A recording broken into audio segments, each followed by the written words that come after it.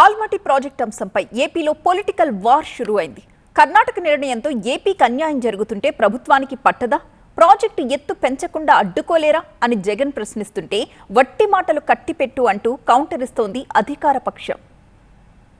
కృష్ణానదిపై కర్ణాటకలో ఉన్న ఆల్మట్టి డ్యాం ఎత్తు పెంచే ప్రయత్నాల్లో ఉంది అక్కడి కాంగ్రెస్ ప్రభుత్వం. ఈ విషయంలో ప్రభుత్వం నిమ్మకు నీరెత్తినట్టు వ్యవహరిస్తోందని వైసీపీ ఆరోపిస్తోంది. రాష్ట్ర ప్రయోజనాలను చంద్రబాబు పూర్తిగా గాలి కొదిలేశారు. ఏపీ హక్కులు కాపాడలేని చంద్రబాబుకు సీఎం పదవి ఎందుకని సోషల్ మీడియా వేదికగా జగన్ ప్రశ్నించారు. గతంలోనూ కృష్ణా జలాల విషయంలో ఏపీకి అన్యాయం చేశారని విమర్శించారు.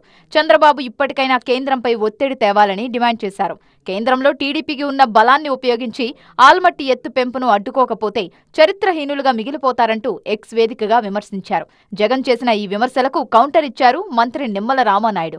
5 ఏళ్ల పాటు నీటిపారుదల రంగాన్ని నిర్వీర్యం చేసిన జగన్ ఇప్పుడు నీళ్ల గురించి మాట్లాడుతుంటే దెయ్యాలు వేదాలు వల్లించినట్టుగా ఉందన్నారు మంత్రి నిమ్మల. అంటే ఈ రకంగా 5 సంవత్సరాలు ఇరిగేషన్ వ్యవస్థను విధ్వంసం చేసి లక్షల కోట్ల రూపాయలు పంట నష్టం చేకూర్చినటువంటి వ్యక్తి ఈరోజు ఆల్మట్టి గురించి మాట్లాడడం అని అంటే ఈవేళ దెయ్యాలు వేదాలు వలించినట్టుగా ఉన్నటువంటి పరిస్థితి అని చెప్పి సందర్భంగా తెలియజేసుకుంటూ జగన్ అసలు రూపాన్ని, అంతర్గతంగా ఉన్న అరాచక శక్తిని ఏపీ ప్రజలు అర్థం చేసుకున్నారు కాబట్టే తిప్పికొట్టారన్నారు.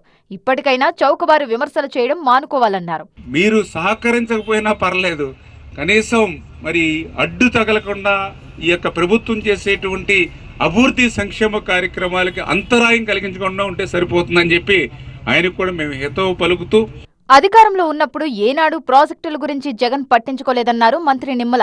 మరి గత 5 సంవత్సరాల వైసీపీ పాలనలో శ్రీశైలం ప్రాజెక్టుని గుర్తు రాలేదు, ధవళేశ్వరం బ్యారేజీలు గుర్తు రాలేదు.